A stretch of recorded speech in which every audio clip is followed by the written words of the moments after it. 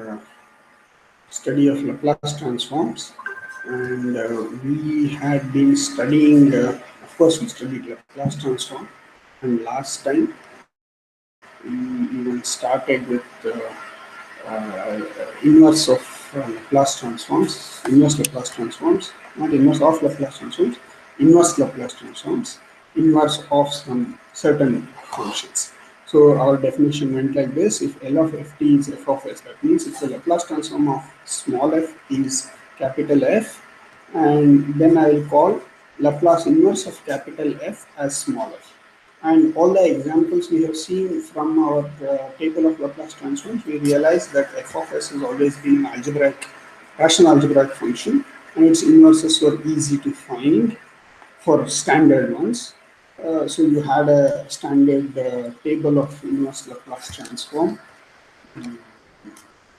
Look something like this. It's basically a table of Laplace transforms, but written in a different order. Also, we saw that inverse Laplace transforms is also linear, and we use that very heavily to find some very basic inverse Laplace transform of very easy functions like this. Then we started using the partial fractions. When we come across such rational algebraic functions, we used partial fractions and then wrote its inverse Laplace transform. This is what we did last time.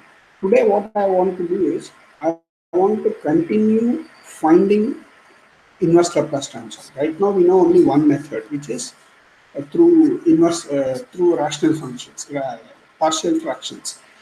Now, today I want to teach you one more method of finding inverse Laplace transform. This is pretty powerful.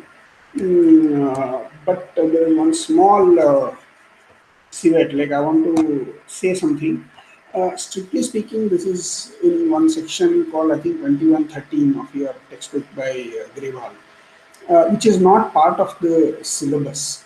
But two things. One is this method is pretty powerful. It suddenly enlarges our way of finding inverse Laplace transform for different kinds of functions. So strictly speaking, this is not in your syllabus, but I have seen questions based on these things both in model question paper and in final examination last time. So I would suggest you go through this one section, this one lecture, which may not be explicitly be in your syllabus, but it's worth learning. So I'll just go ahead. So what we will need to know is the following. We need to recall some of the properties of Laplace transform which we collated initially. Some of the most powerful ways in which I could find, I mean, one of the most powerful ways in which I could find Laplace transform of different functions was through this. If I know Laplace of f, I can find Laplace of e power at ft. You just have to take out e power at, but then f of s, I mean, how do I take out e power at? You replace s by s minus a in f of s. Similarly, Laplace of t power n ft and L of f, there was a relation. Laplace of ft by t and Laplace of f, there was a relation. All of them same standard notation. Laplace of ft is capital F of s. Laplace of small ft is capital F of s. This is standard notation. Using this, I will show you some results. So firstly, I have to recall the old results, and using that, I'll produce new results which will involve inverse Laplace transforms. So let us start. This was one of the results which we knew. Laplace of e power at ft is capital F of s minus a. So what is capital F of s? Is Laplace of small ft. So that's a standard notation. I won't keep recalling it every time. So it's like, you take e power at out, then you have to replace small f by capital F and small t by s minus a. This is some sort of vague algorithm. But this formula we know. Now you take inverse Laplace of both sides. You take inverse Laplace for this equation, this identity. Then what will I get? L inverse of L of e power at, I'll get e power at ft. And here I'll get L of f of s minus a. That's precisely what I have written here. L inverse Laplace of f of s minus a is e power at ft. This I can rewrite it as ft is same as L inverse of capital F of s. That's the notation. If capital F of s is L of small ft is L inverse of capital F of s. So I have this formula. So at one shot I can write L of f of s minus a is e power at L inverse of, sorry, L inverse of f of s minus a is e power at L inverse of f of s. It's like, I can take out minus a, but then it will become e power minus a. Vague sense. I can take out this f of s minus a, I can replace it by f of s, but then I have to multiply L inverse by e power at in some sense. So this is a very useful, because what it says is, if you know Laplace of Laplace inverse of f of s minus a, I know how to find Laplace inverse of f of s, or vice versa. If I know Laplace inverse of f of s, I know how to find Laplace inverse of f of s minus a. Both are same. Only thing is there will be a factor of e power 80. So let us see how to use this to solve. Yeah, I know formula. Just listening to formula is pretty boring. Uh, I will show you working of this problem. Illustrate this in a problem. So here it is. Here is I want to find inverse Laplace transform of s minus 5 by s square minus 10s plus 74. I want to do this. Of course, first thing I want to try is, it is a rational algebraic function. I want to try partial fractions. Uh, Partial fractions, uh, if you want to do, I want to factorize the denominator. Factorize denominator. How do I factorize? If I try to factorize denominator, I'll get the roots of denominator. I'm sorry, I'll get back. I had some disturbance here. So I want to find inverse Laplace transform of such a fraction s minus 5 by s square minus 10s plus 74. First attempt is to try using partial fractions. But the problem with partial fractions is that, not problem, the way to go about is to try to factorize this denominator. When I try to factorize this denominator, I see b square minus 4ac is greater than, is less than 0. So I can't factorize using b square is 100 and 4ac is 4 times 74 is much more than 100. So it has complex roots. It has no real roots. That's the first observation. So I cannot try out partial fractions because I can't factorize denominator with only real linear terms. That gives me a signal that, oh, I cannot use partial fractions. Then what should I do? Okay, that is the trick. Instead, what we do is we observe the following. You see, given fraction s minus 5 by s square minus 10s plus 74, we will use what is classically known as Sridharacharya's method, which is basically completing the square method. Basically, what I want to do is, if I have something here, if I can write denominator as square of that plus something, then I know how to find Laplace inverse of that. If I have, let me repeat it. If I have here, for example, s minus 5. Here also, instead of s square minus 10s plus 74, if I could have s minus 5 whole square plus something, then life would be very easy. I know how to find Laplace inverse of such terms because it is s minus 5 square divided by s minus 5 whole square plus some constant, some positive constant, or even negative, doesn't matter. Here it turns out to be positive. So I want to do this. How do I do this? So that means essentially I want to write the denominator as sum of squares. How do I do that? I have a term like s square minus 10s plus 74. So what I do is I add and subtract. This is the classical Sridharacharya's method, where if I have a quadratic equation, if I want to find some way of completing the square, I add square of half of coefficient of s. You must have done this kind of thing before, because after all it's like, x square minus 2ax. So minus 2a is 10. So a will be half of this. So I will add that a square. So I'll get a square. Anyway, don't bother if you don't understand. I'm sure you've done this kind of thing before. What I have done is I take half the coefficient of s and square it and subtract and add and subtract that to the denominator. So s square minus 10s plus 74, it looks horrendous, but it's very easy. If you see the next step, it will be even easier. Basically, what I've done is I've added and subtracted 25 from the denominator. Where did I get 25 from? That is basically square of half of coefficient of s. So I get s square minus 10s plus 25 minus 25 plus 74. I just added and subtracted 25. This is nothing but s minus 5 divided by, no, this is nothing but s minus 5 whole square. To get this only, I did all this circus. This is one of the achievements of ancient Indian mathematics. How to write, given some quadratic, how to write it as sum of two squares. This is something very deep, even now we use this. So here it is. So s square minus 10s plus 74, I am rewriting it as s minus 5 whole square plus 49. I mean, minus 25 plus 74 is 49. Obviously, I have chosen my numbers so that your life becomes easy. So what I want to do is, or rather what I have achieved is, I have written the given, what is this called, given fraction as a fraction whose inverse Laplace is easy for me to find. In fact, if I replace s minus 5 by s, I'll get s by s square plus 49, which is 7 square. So I know its Laplace inverse is some cos 70 or something like that. So that is, I want to reduce it to this form. That is the technique which this is the technique I'm using to achieve that. I hope it makes sense. So let me recall what I have done here. I used completing the square method for the denominator to write it as sum of two squares. Here I have not written 49. I have written 49. I should be writing it as 7 square. That's okay.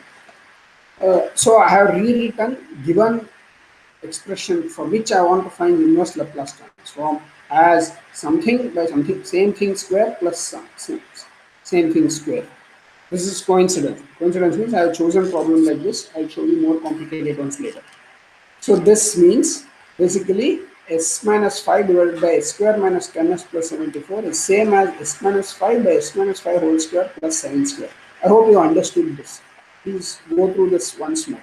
What I have done is take the constant coefficient of s term, half it, and square it, and add and subtract that.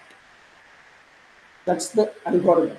If you do that, you will end up with this kind of expression where very neatly this whole thing will look like s minus 5 whole square, a perfect square. And here it so happens it's a perfect square. Minus 25 plus 74 is 49. That doesn't matter. Even if it were 48, I would have written it as root of 48 whole square. That's okay. That's not a very serious issue. I want you to see that given fraction, I have written it as something divided by a square in linear term in s plus some other square. That's the important part. So s minus 5 by s square minus 10s plus 74 is rewritten as s minus 5 divided by s minus 5 whole square plus 7 square. Why did I do this? As I told you, it's easy to find inverse Laplace of this. So inverse Laplace of what I am asked to find is inverse Laplace of this. But this is, if you replace s minus 5 by s, I will get s by s square plus 7 square. That I know it's inverse Laplace transform. So how to replace s minus 5 by s means you take out e power 5t. So that's precisely what this is. If I take out this, replacing s minus 5 with s means take out e power 5t. Then this I know, e power 5t 70. It was 70. So this is what we have been doing. This is from standard table of inverse Laplace transforms. So in essence, I have found inverse Laplace of such a function, even though I can't use partial fractions. I have used that formula which said L inverse of f of s minus a is equal to e power at into L inverse of f of s. So if I know f of s, I know f of s minus a. All I have to do is carry out this multiplication. So I have found inverse Laplace of s minus 5 by s square minus 10s plus 74. Okay, it was here it was sort of contrived, here also 5, here also 5, here it became perfect square, 7 square, all these kind of things. Not every time can you do that. Since this was the first example, I chose something like this. Let us try one more example. This says, this asks us to find inverse Laplace transform of s plus 2 by s square minus 4s plus 13. This again, as soon as I see, I will try to use partial fractions because it's after all rational algebraic function. So try partial fractions. Denominator you see b square minus 4ac. b square is 16 minus 4ac is 4 into 13 is 52. 16 minus 52 is less than 0. So it doesn't have real roots. It has complex roots. Since it doesn't have real roots, I cannot factorize this with real linear terms. So I cannot use partial fractions. That's the first observation. You must always make this observation. The denominator, can I factorize it easily? If you can't factorize easily, don't attempt your partial fractions. Attempt this or some other method which I will tell you. What do we do again here? I want to write this as this part as some linear s minus a whole square plus some square is what I want to write. So how do I do that? Go back to Sridharacharya. So he tells you, you take half the coefficient of s, square it and add and subtract. So what I will have to do is s square minus 4s minus 4, sorry, plus 4 minus 4 plus 13. That's what I have done here. So that is clearly s minus 2 whole square plus 9. You break up 13 as 4 and 9, 4 plus 9. So 1 4 gets absorbed into this, which will become s minus 2 whole square plus 9. That's, you can think of it like that also. But the algorithm for this is what I just told you. You have to add and subtract half the coefficient of s. So this 13 I have basically written it as 4 plus 9 and 1 4 got absorbed into s minus 2 whole square and another 9 just remained as it is. Why did I do this? Oh, it's still not complete. You see, here I have s plus 2 and here s minus 2. That's sad. Now, in the sense, I cannot write inverse Laplace of this directly because these two are not, here s plus a and here it's s minus a. What do I do? That's okay, no problem. What I somehow want if I have s minus 2 whole square plus 9 here, in the numerator also I want s minus 2. That's okay, I know how to do that. If s plus 2 is there, it is nothing but s minus 2 plus 4. That means I add and subtract 2 again here. So I'll get this. This is same as s minus 2 plus 4. After all, minus 2 plus 4 is plus 2, which is what is here. So s minus 2 plus 4. What's the advantage of this? I can break up this fraction into two parts. One part like this, which means I'll write this as s minus 2 divided by s minus 2 whole square plus 9 plus 4 divided by s minus 2 whole square plus 9. That means this plus is what I am breaking up. I am breaking up the fraction as this plus.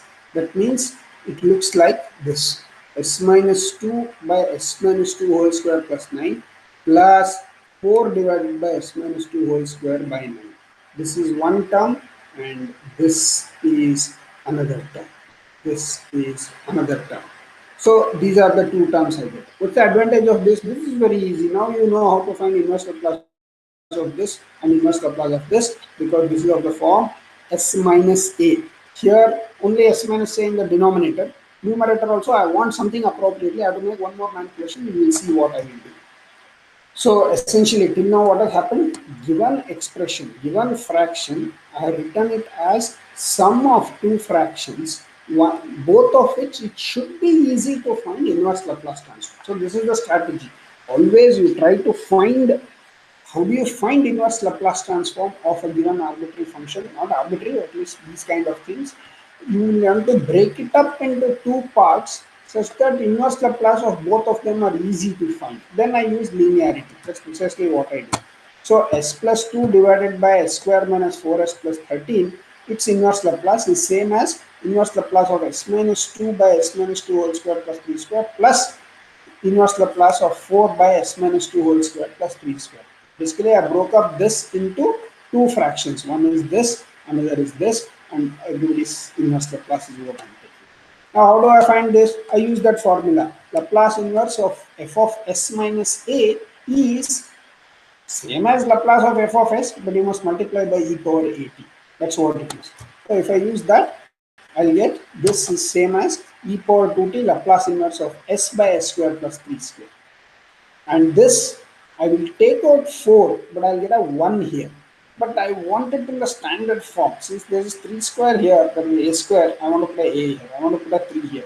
That means I have to divide by 3, 3 by 3. So basically, I will multiply this by 1 by 3. So that is same as already 4 was there. So 4 by 3 into e power 2t, that s minus 2 I'm replacing by s. So I have to write outside e power 2t. L inverse of 3 by s square plus 3 square. Don't ask me how did this 4 become 3. This 4 did not become 3. 4 has come out and I want a 3 here. So I have divided by 3. Because after all, if I take this 3 out, 3 and 3 gets cancelled. That's what it is. So, but this is, we know it's inverse Laplace transform. This is Laplace inverse of s by s square plus 3 square is cos 3t, and Laplace inverse of 3 by s square plus 3 square is sin 3t. So, this is another technique through which we find inverse Laplace of basically rational algebraic functions. But we can see this is quite powerful. Basically, if so, now what we have, let me summarize what we have done. We know how to find inverse Laplace of terms where numerator of fractions where numerator is a linear term, denominator is a quadratic term. If it is quadratic, I can factorize into two linear terms and I'll use partial fractions. If I can't factorize, I will complete this square in the denominator and write it as sum or difference. See, sometimes what happens is, sometimes means I can always choose a problem. Instead of plus 13, I could have made it minus 13. Then I would have had a minus 13 here. So minus 13 means if I take away 4 into this, it would have become minus 17. So I would have written it as minus 17 square. So s minus 2 whole square minus 17 square. But then that's okay. S square, it's like s square minus 17 square, whose inverse Laplace would be some one of these cos hyperbolic or sine hyperbolic. I forget the formula. But what I'm trying to tell you is, even if it were negative, it is okay, no problem. Because even if it were s square minus 3 square, I know how to find its inverse Laplace. S square minus 3 square, I know how to find its inverse Laplace. So essentially what I'm saying is, this Sridharacharya's method of if I can't factorize a quadratic equation, I can write it as sum of two squares, sum or difference of two squares. That is what is helping us in finding the inverse Laplace transform. I hope it is clear. The algorithm is the same thing. Every time you take half the coefficient of s in the denominator and add and subtract.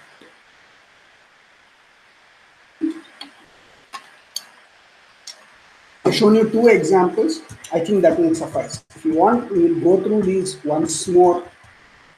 If something is not clear, so let me go through this, try to say it very quickly now without spending too much time. So if I am asked to find Laplace inverse Laplace of some such algebraic rational function, first I will see whether denominator is factorizable. In this case, it's clear that it is not factorizable. Then I know I cannot use partial fractions. Then I will instead rewrite denominator as sum or difference of two squares. Here I can write it as sum of two squares. How do I do that? You take half the coefficient of s in the denominator, square it and add and subtract in the denominator itself. So you can rewrite it as s minus 5 whole square plus 49 in this case. It need not be, all I'm trying to emphasize is this need not be a perfect square. It will become 50. That's okay, it doesn't matter. Because if this were 50 here, I would have written it as root 50 whole square. Root 50 is not an integer, it's okay, we don't need integers there. We just need some real number. So then inverse Laplace of s minus 5 by s square minus 10s plus 74 is nothing but inverse Laplace of s minus 5 by s minus 5 whole square plus 7 square. This I know how to find because this is of the form f of s minus a, where f of s is s by s square plus 7 square. In that case, I have to multiply this by e power 5t, which is what I have done, and I get inverse Laplace transform straight away. Similarly, another example where numbers are a bit more complicated. Still, it is easy because I have taken perfect square. In exam or in real life, you may not get everything to be perfect square. So same algorithm. You check the denominator is has complex roots, so you can't use partial fractions. So I'll rewrite using Sridharacharya's method, saying that I'll complete the square to write it as sum of two squares. That's what I have done here. You can see, and then I will break it up into two parts in such a way that both the parts I can find inverse Laplace. So how do I do that? You have to use a bit of ingenuity. Here I have s minus 2 whole square, and here I have s plus 2. Somehow I want s minus 2 here, because whatever is here, if the same thing is there, then I can find its inverse Laplace.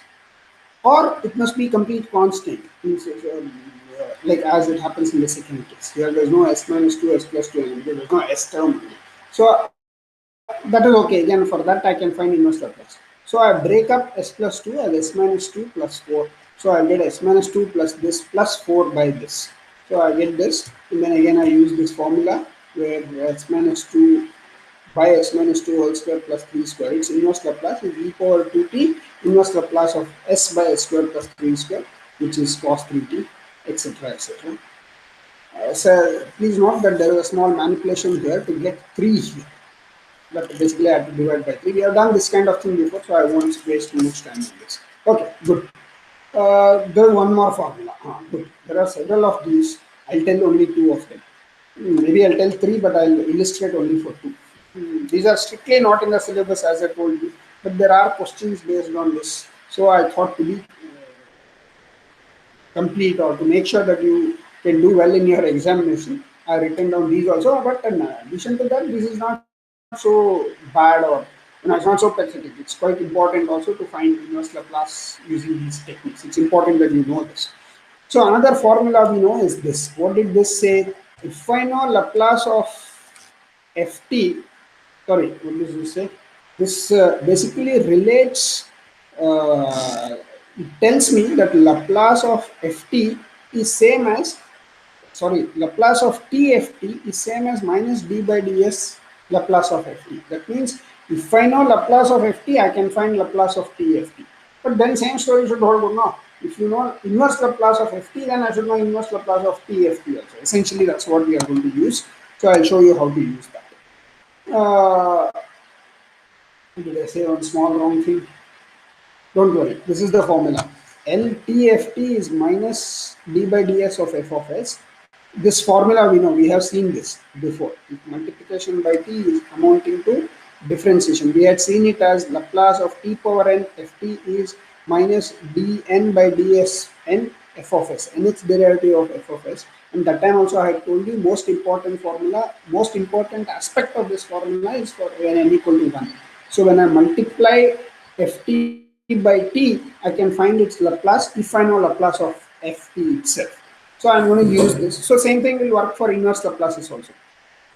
So I write this and take inverse Laplace. So Laplace inverse of Laplace of tft is same as tft. And Laplace inverse of this minus, it's okay, I can take out minus anywhere. Both Laplace and inverse Laplace are linear operators. So constants I can keep taking. So minus I will take out. If I take out minus, I get L inverse of d by ds of f of s. Now suddenly change in notation. Instead of writing d by ds of f of s, I'll write f dash s, f prime s. It is derivative of f with respect to s. So L inverse of f dash of s is minus of tft. This is a very important formula. So let me rewrite it to emphasize the aspect which I want to. The formula is just this, but if I want to emphasize the fact which I want to bring to your attention, I will rewrite this formula as the follows. TFT is nothing but L inverse of f of s, because that's the definition. See, capital F of s is L of ft.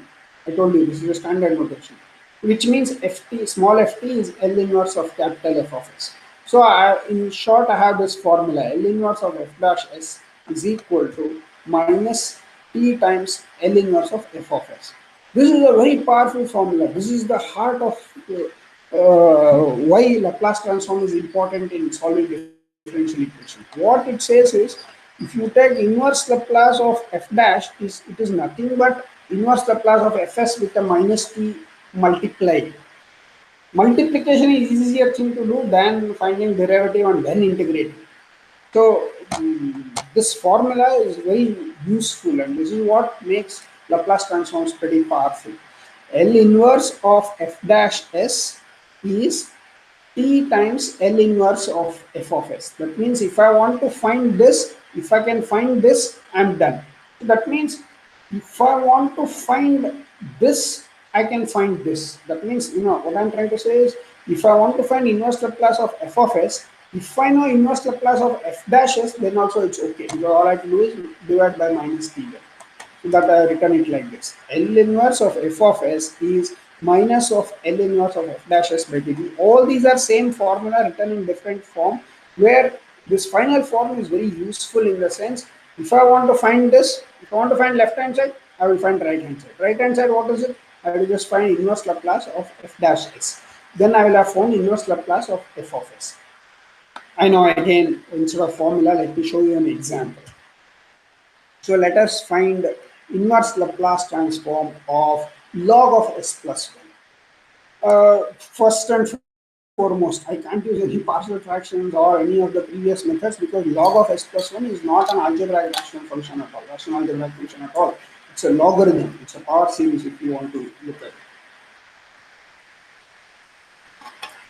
Of course, if you know power series for log s plus 1, then also it's easy to find inverse Laplace transform. But if you don't know, I'm showing you a method of doing it. Moment you see log s plus 1, must come to your mind, derivative of 1 by log of s plus 1 is 1 by s plus 1, whose inverse Laplace is easy to find. Take 30 seconds to understand what I'm saying. If I am asked to find inverse Laplace transform of log of s plus 1, my mind works in a way to find out, can I find inverse Laplace transform of derivative of log of s plus 1? That's the question you must be asking, because this is not even a rational algebraic function. We can't solve it using any of the methods which we know. So I will look for what else can I do. What else means, for example, can I differentiate? If I differentiate log s plus 1, I get 1 by s plus 1. Its inverse Laplace I know how to find. It's very easy, e power minus t. 1 by s minus a, inverse Laplace is e power at. So here I am going to use, I want to find inverse Laplace of log s plus 1, but I know I can find inverse Laplace transform of derivative of log s plus 1 very easily. Then this formula is very easy, you see. I can find inverse Laplace transform of derivative of log s plus 1. Then I can find inverse Laplace transform of log s plus 1 itself. All I have to do is divide by minus t. As simple as that. So here is the illustration. I want to find inverse Laplace transform log s plus 1. I observe that it is easy to find inverse Laplace transform of the derivative of log of s plus 1. Then we can use this formula. So what are the nitty-gritties? Here it is. This is just a method for you to follow in all the. If you follow this method, you'll be able to solve any problem in this, which comes under this category. So let me call this log of s plus 1 as capital F of s. I want to find L inverse of capital F of s. That is the aim of this problem. Now, capital F of s is log of s plus 1 means f dash s is 1 by s plus 1. Derivative of log x is 1 by x. So I use that property to tell that I can find f dash s, which is 1 by s plus 1. Why did I do this? You see, its inverse Laplace is easy to find. That means this minus of this is okay. Minus is something which you have to live with. You can just keep pulling it out, pulling in, and things like that. So L inverse of minus of f dash s is, because f dash s is 1 by s plus 1, L inverse of minus f dash s is L inverse of minus 1 by s plus 1. This is e power minus t. So I have a Mr. Minus here. Looks like there must be a minus here, correct? Just 1 minute. 1 by s plus 1 inverse Laplace is, I have missed a minus here, so let me type it here. This is minus e power minus t. Okay, thank you. And then, so I have to change everywhere. So this is minus e power minus t. I hope I'm correct. I'm liable to make these kind of mistakes. You please check with this plus minus business. That's all I'm asking. Okay, so let's start. Where did we leave? So here, log of x plus 1, its derivative is 1 by s plus 1.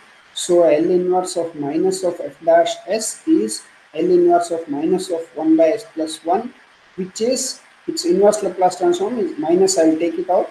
I'll get 1 by s plus 1. L inverse of 1 by s plus 1, which is e power minus t. So minus e power minus t. This is correct. So finally, you plug in all this in this formula. So L inverse of f of s is L inverse of minus of f dash s divided by t. So I divide this by t, e power minus t by t. So this we have achieved what we set out for. We wanted to find inverse Laplace transform of log of s plus 1. We have found it to be minus e power t by e power minus t by t. What I want you to recall is we have solved problems like this. You try to find uh, Laplace transform of this minus e power minus t by t. How did you do? You found some, Laplace transform of this. Divide by t means you have to integrate. All these things you have done. You try doing all that, you will get back this. Laplace transform of this must turn out to be this. So use those previous results. In fact, we have done, I think, this very problem. I think we have done some problem like e power at minus e power minus bt, e power at minus e power bt divided by t. How to find Laplace transform of this? In that this problem is a particular case and reverse of that problem.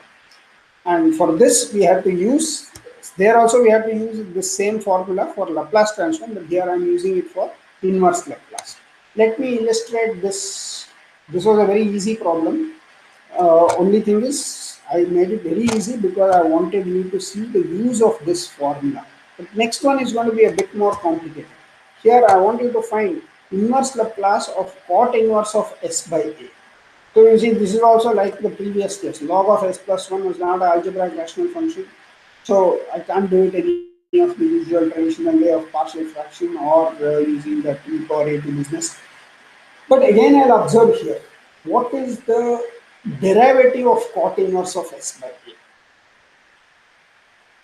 If you have forgotten, I suggest you please go back to your PUC textbook, figure out what is derivative of arc cot s by a. These kind of things you cannot forget because, as I said before, mathematics is built on what you have studied before. You can't forget the previous one and start learning a new thing every semester.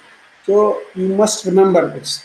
So many of you will have remembered, few may not have remembered. So please, this is a lesson to for those who don't remember, that you have to go back to the previous material and be thorough with it. So cot inverse of s by a, I will try to find derivative of cot inverse of s by a. If I can find, I mean that is not written here. Yeah, here it is written. So cot inverse of x by a, its derivative is a by, oh it is not x, it is p. I'm sorry, this is I typing, I have made some small mistakes.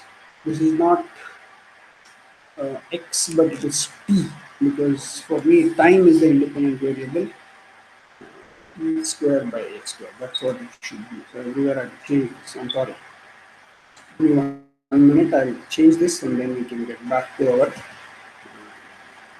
lecture.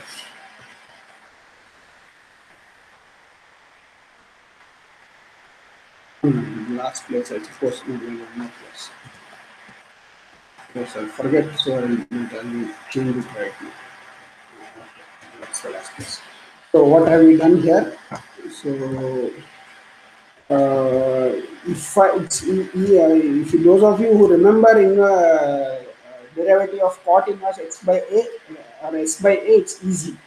But now I'll assume that you know it. Basically, cot inverse of s by a, its derivative is minus a by x square plus s square plus a square. Did I do something wrong here? I'm sorry. This is not t. This is s. I'm making so many mistakes. I'm sorry. But that's what I also was a bit surprised. It's not tallying. Suddenly, where did t come from? T cannot be a part of my fs or f dash s. Excuse me. T will come only when I take inverse Laplace or Laplace. That is what will change from time domain to frequency domain and frequency domain to time domain. Here it's all in frequency domain, so it is remain like this. Sorry. Okay. Anyway, so the derivative of cot inverse of s by a is minus a by s square plus a square. That's what you need to know. Only if you know that can you solve this problem. Otherwise, you can't solve this. So I assume that you know it. Then I will write. I want to find inverse Laplace of cot inverse of s by a. I will call it f of s is uh, cot inverse of s by a. Then I will have f dash s is minus a by s square plus a square. Why did I do this? Because I want to use this formula. I mean, this is a convenient way of finding inverse Laplace of f of s if I know inverse Laplace of f dash of s. So I know inverse Laplace of f dash of s. What is the inverse Laplace of this? Correct, sine 80. So this is minus is there, but there is one minus here also. Together it will become minus plus sine 80. So Laplace inverse of negative of f dash s is sine 80. Thus Laplace inverse of cot inverse of s by a is sine 80 by t. Basically, I am using this formula. That's all. Laplace inverse of fs is Laplace inverse of minus of f dash s by t. Laplace inverse of minus of f dash s is sine 80. I just shown you that. Divide this by t and you will get Laplace inverse of cot inverse of s by a. This is a very useful method. As you can see, this formula is very useful. A priori, it's very difficult to find. I mean, without this formula, it's pretty complicated to find out inverse Laplace of cot inverse of s by a. Try to understand the meaning of that question. It's a pretty horrendous question. But in these notations, with this formula, it becomes very easy. This is a very favorite question with examiners. So please go through this more carefully. Let me repeat. Moment I see cot inverse of s by a, I realize that to find inverse Laplace of this, it's easy to find inverse Laplace of its derivative because its derivative is minus a by s square plus a square, whose inverse is easy to find. It is just standard sine 80, minus sine 80. So it should be a minus here, minus sine 80. So this is correct, sine 80. Because there's a minus there and this itself has a minus. So f dash s is this, minus f dash of s is a by s square plus s square. L inverse of a by s square plus s square is sine 80. This is correct. So L inverse of cot inverse of s by a is sine 80 by t. This completes another method of finding inverse Laplace. In all this, what I have done is here the summary of the formula. So I have used, first I used L of e power at ft is f of s minus a. From this I got this formula. L inverse of f of s minus a is e power at L inverse of f of s. Similarly, from the second one, it says L of ft is minus d by ds of f of s. I got Laplace inverse of f dash s is minus t times L inverse of f of s. This is a very powerful property.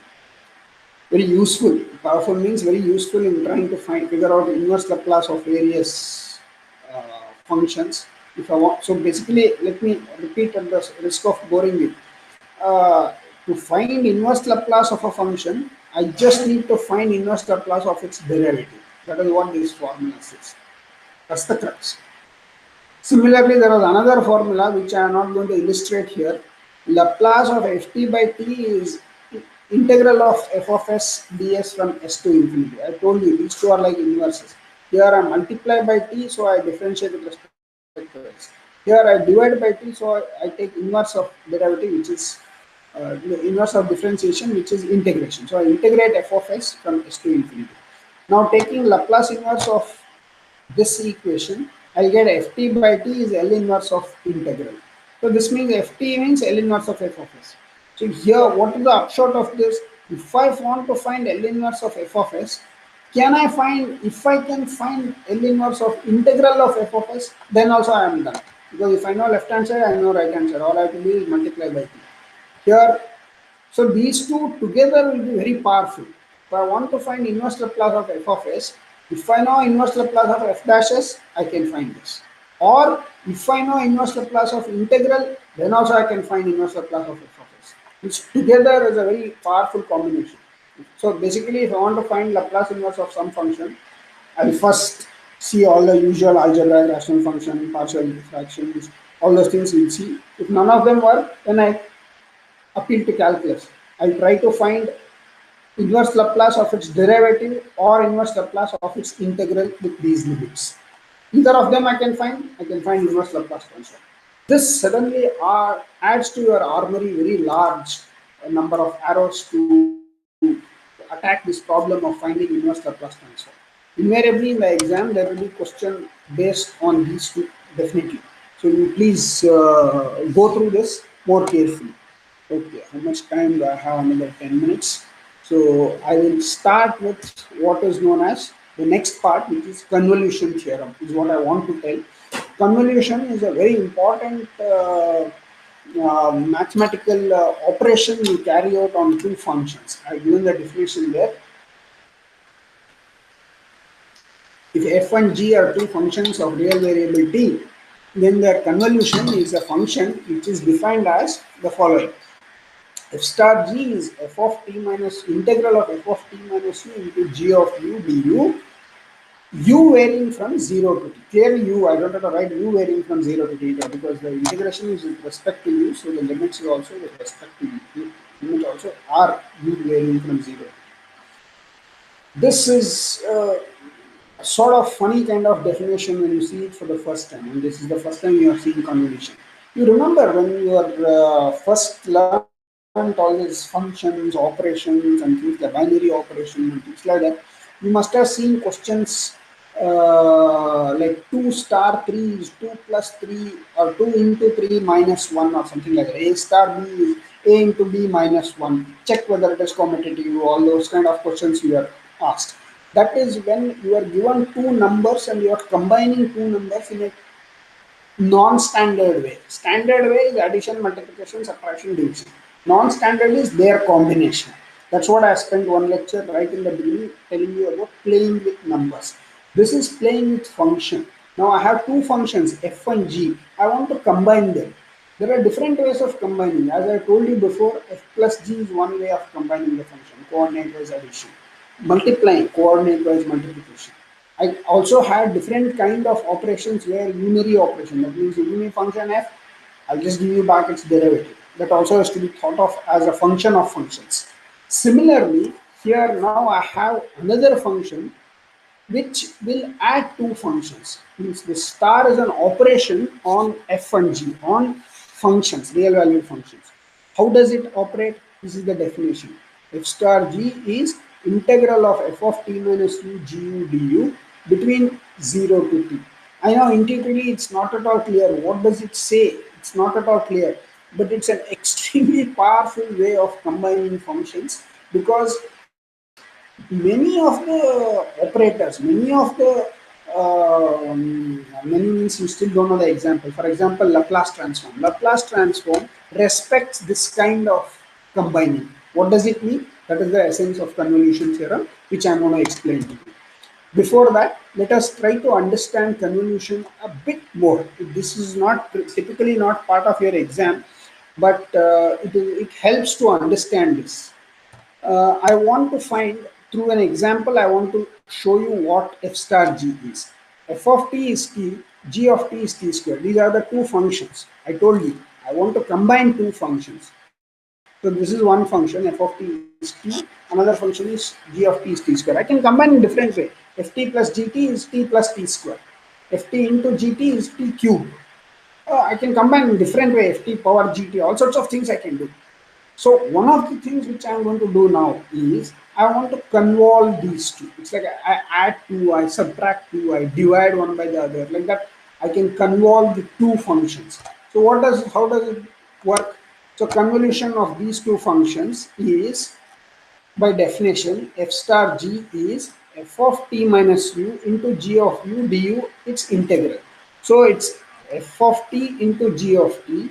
Sorry, f of t star g of t is, star is the symbol for convolution. If I write an into here, it's f into g. If I write a star there, that means it is f convolving with g. That's the only operation which we will come across in this course. So I'll use star for convolution. So t star t square is what I want to find. T star t square is, by definition, f of t minus u into g of u du. What is f of t minus u? If f of t is t, what is f of t minus u? t minus u. So I written t minus u there. Similarly, g of u. If g of t is t square, what is g of u? U square. So I put a u square here. So f of t minus u into g of u, which is t minus u into u square du. Integration limits between 0 to t. This I want to integrate. This is the usual class 12 integration. Here, note this. I hope this is clear. What I have written here is f of t minus u, and what I have written here is g of u.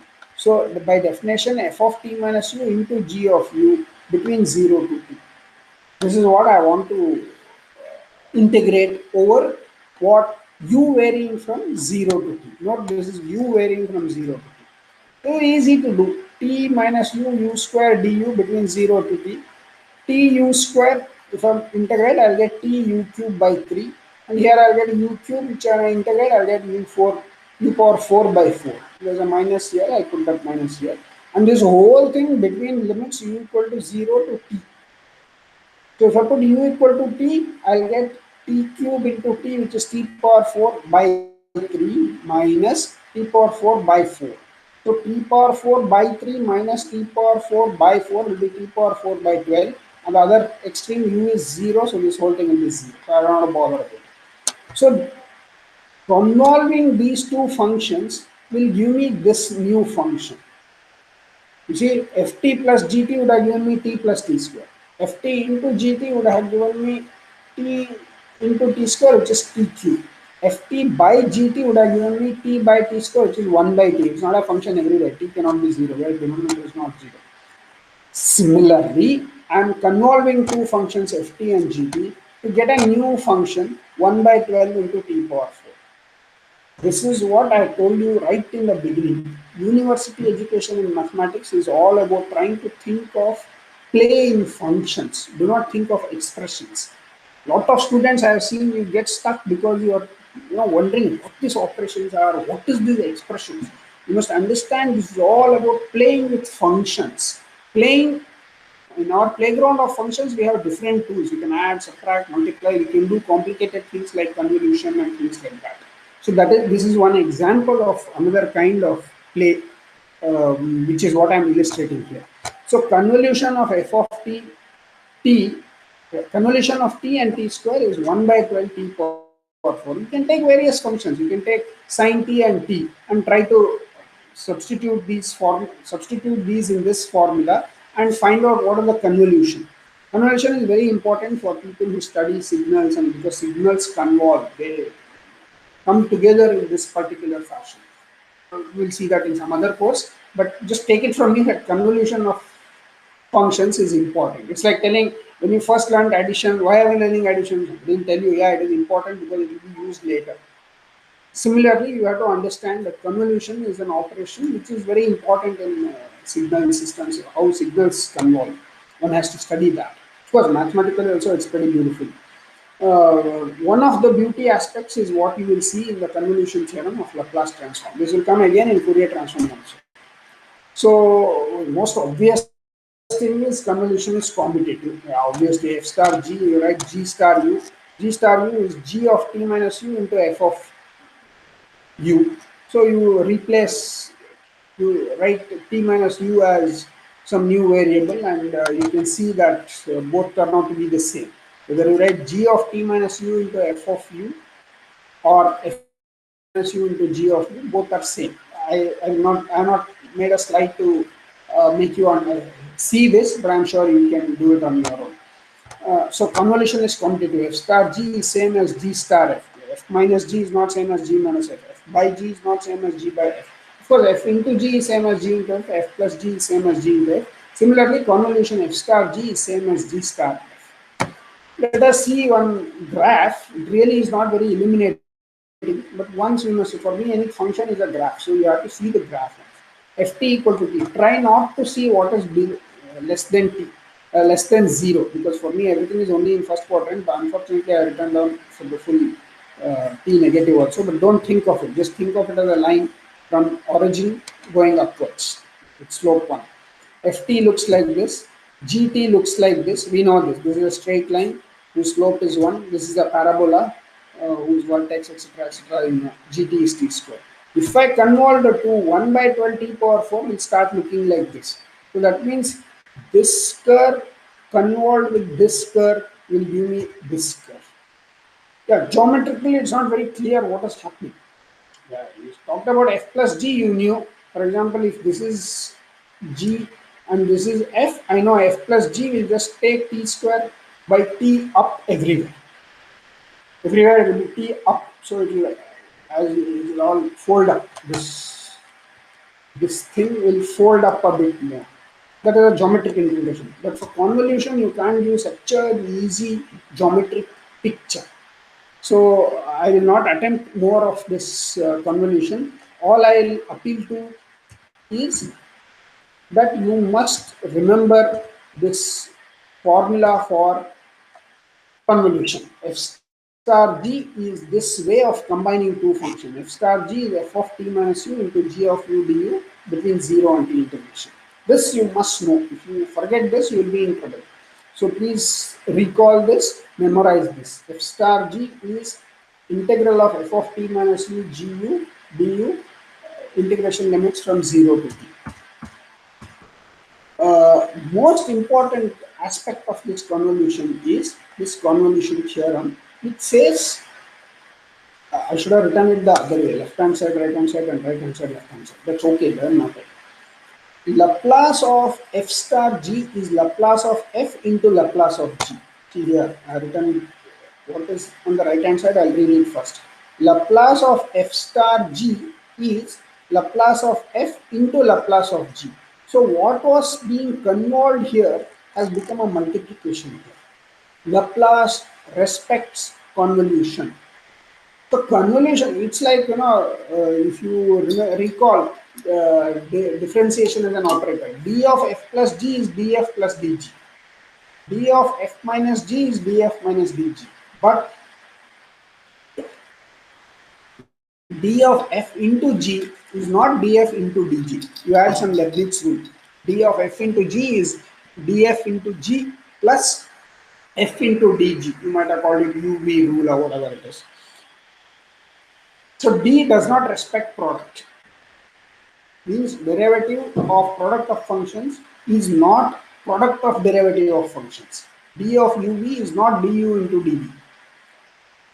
But L, which is an extension of this d, extension means it's a different kind of operator, but a lot of commonality between d, for example, linearity. It respects convolution. So L of f into g is not LF into LG. Similar how d of f into g is not df into dg. Similarly, L of f into g is not L of f into L of g. But L of f star g is LF into g LG. This is an important uh, observation. So when you convolve functions, it respects Laplace transform. Laplace transform respects the convolution. This is the theorem which I will in the next class try to, I think I'm running short of time, now it's already over. So I'll stop, 1 hour is up, so I'll stop here. I'll stop at this stage where I have stated convolution theorem. Next time onwards, I'll just recall what is convolution and start showing you, illustrating convolution theorem under various cases. So remember this, Laplace of f star g is Laplace of f into Laplace of g. Proof is not in your syllabus. I am not going to attempt the proof also. What we will need to do is to verify this convolution theorem for some very specific cases. We will do that in the next time. And thank you for your attention. I think I'll stop here. It's time. Thank you.